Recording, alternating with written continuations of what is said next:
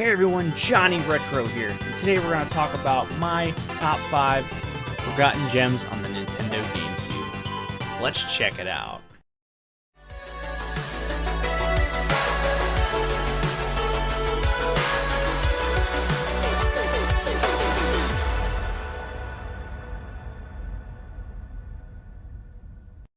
Number 1. Godzilla, Destroy All Monsters Melee. Released in 2002, Godzilla Destroy All Monsters Melee is a fighting game developed by Pipeworks Software and published by Info Games, under the Atari brand for GameCube. A similar but different game was later released for the Game Boy Advance as Godzilla Domination. A version for the Xbox with additional content was released in 2003. A PlayStation 2 version was also planned but was cancelled. As for gameplay, the player plays as one of several giant monsters, as seen in the Godzilla movies. The player must defeat their opponents via punches, kicks, and limb attacks, usually a tail attack. Each monster can use their signature beam attack and throw environmental objects, army forces, missile and freeze tanks, and the monster's Hedorah, which come and sporadically attack the monsters. Extras include power-up orbs, which provide additional health, energy, unlock a finishing move, or summoning Mothra for an airstrike. Extra features also include choice of several locations and a destruction mode, in which players compete to destroy the buildings in a city, and melee mode, in which up to 4 players can compete simultaneously. The plot of the main game basically is the plot involves an alien race known as the Vortag, invading Earth and assuming control of the planet's giant monsters, sending them to attack cities across the globe. One monster breaks free from Vortag control and battles the other monsters in order to drive off the Vortag. And that monster is King of the Monsters himself, Godzilla. Number 2. Time Splitters 2. Released in 2002, Time Splitters 2 is a first-person shooter developed by Free Radical Design and published by Eidos Interactive for the PlayStation 2, GameCube, and Xbox. It is the second game in the Time Splitters series, and a sequel to the original Time Splitters game. The game features a story mode consisting of 10 levels in which the player assumes the role of one of 2 space marines, as they attempt to stop the alien race of Time Splitters from ruining history by collecting the time crystals in various time periods, ranging from the Wild West to the 25th century. This game is one hell of a ride. And as for gameplay, Time Splitters 2 is a first-person shooter that requires players to kill enemies and complete objectives using a variety of weapons and tactics in different predefined scenarios. Armor and health bars on the side of the screen lower when the player is shot, which can be increased by walking over body armor and medical kits. The weapons of Time Splitters 2 include handguns, rifles, submachine guns, shotguns, rocket launchers, and a grenade launcher, and various explosives. A crossbow, a flamethrower, a fire extinguisher, and a brick. There are many different time periods from the historical to the futuristic. Some weapons have an alternate fire which activate as a feature, such as launching a grenade or detonating a remote mine.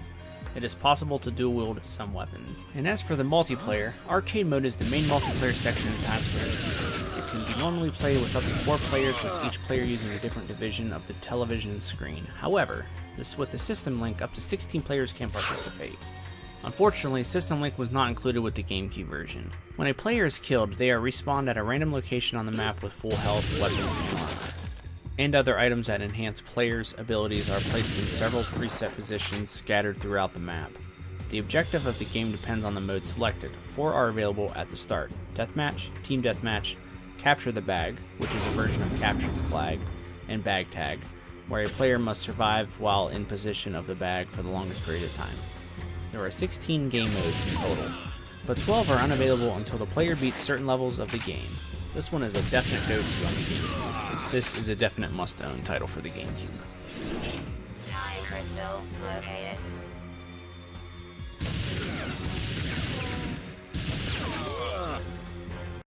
Number 3. Rocky.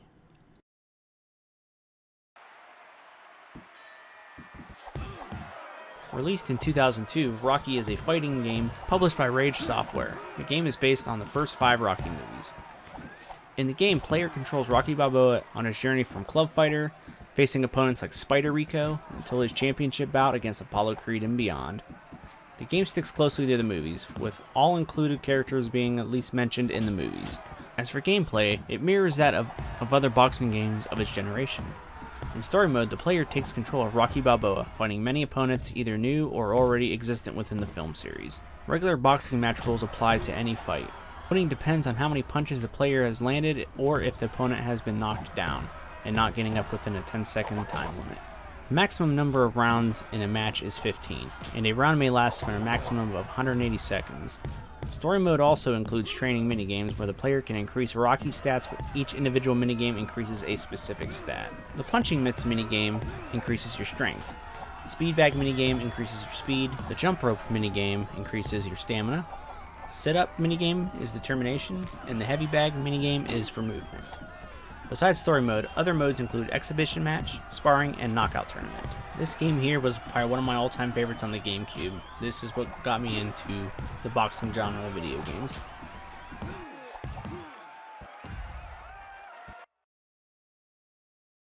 Number 4. SpiderMan. Released in 2002, SpiderMan is an action-adventure video game based on the Marvel Comics character Spider-Man and the 2002 film of the same name. Developed by Treyarch and published by Activision, it was released in 2002 for the Game Boy Advance, GameCube, Microsoft Windows, PlayStation 2, and Xbox. The game expands on the film's plot, featuring scenes and villains not present in the film. Tobey Maguire and William Dafoe reprised their roles from the film, as Spider-Man and the Green Goblin, respectively, while Bruce Campbell, who played wrestling ring announcer in the film, narrates the game's tutorial and bonus levels. The game received generally positive reviews, although some criticized its length, voice acting, and camera control. And as for gameplay, Spider-Man is a level-based action-adventure game where the player takes control of the superhero Spider-Man. While most of the levels are indoors, there are several levels set outside among the skyscrapers of New York City that require the player to web-swing from building to building, as falling below a certain height will result in an instant game over. Levels using scoring system that covers more aspects such as time, perfect, and style. Some levels have other specific aspects such as secrets, combat, and stealth. Players can gain depending on the difficulty points in completing these tasks. On easy mode, each bonus is 500 points, normal is 700, and the hero is 1000 each. The basic abilities are swinging, zipping, punching, and kicking, dodging, web, camera lock, and the web mode in enhanced mode. Depending on how the player combines different buttons, it will have different results. Wall crawling is automatic, and players are also able to lift heavy objects such as cars and chairs. There are 21 different combos which are unlocked by collecting gold spiders. The 4 web controls, each having a type of upgrade to each. The game also features stealth elements, where the spider can hide in the shadows and remain undetected from the enemy. While the gameplay is primarily third person, a cheat code allows players to switch to first person view.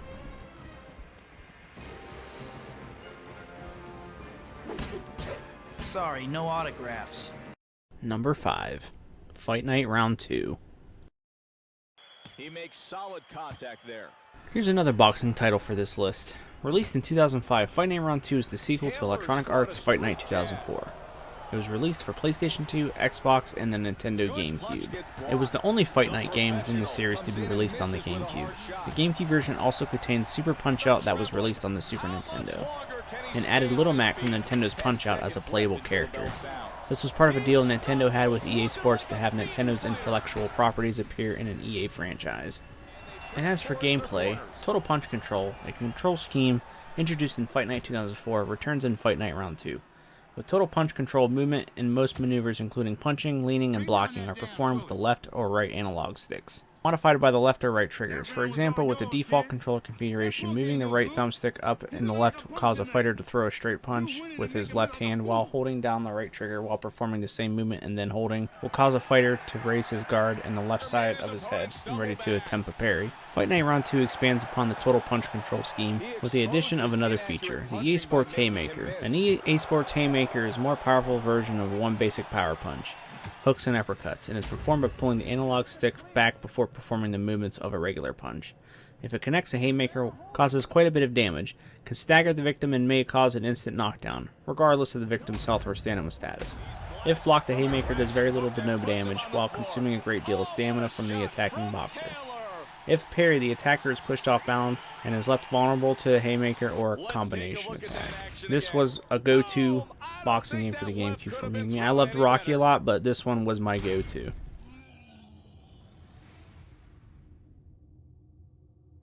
And there you have it, my top 5 forgotten gems on the Nintendo GameCube. I've had these games ever since they've released, and I love every single one of them.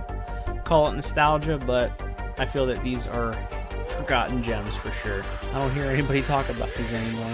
I guess they're not relevant, so. But call it nostalgia, but I love them. My very first game for GameCube was SpiderMan, nostalgia. The game that made me fall in love with boxing, Rocky, followed by Fight Night Round 2. And for first-person shooters on the console, Time Splitters 2 for sure, one of my favorites. And a go-to brawler, Godzilla. And enough rambling now. And that'll do it for me today. Please smash that like button. Please subscribe to my channel. That helps my channel out tremendously. And it's always free to hit that subscribe button. If you want to stay notified, up to date with my videos on my weekly uploads, hit that notification bell icon and stay informed on every upload. But alright, thanks again everyone. Johnny Retro out.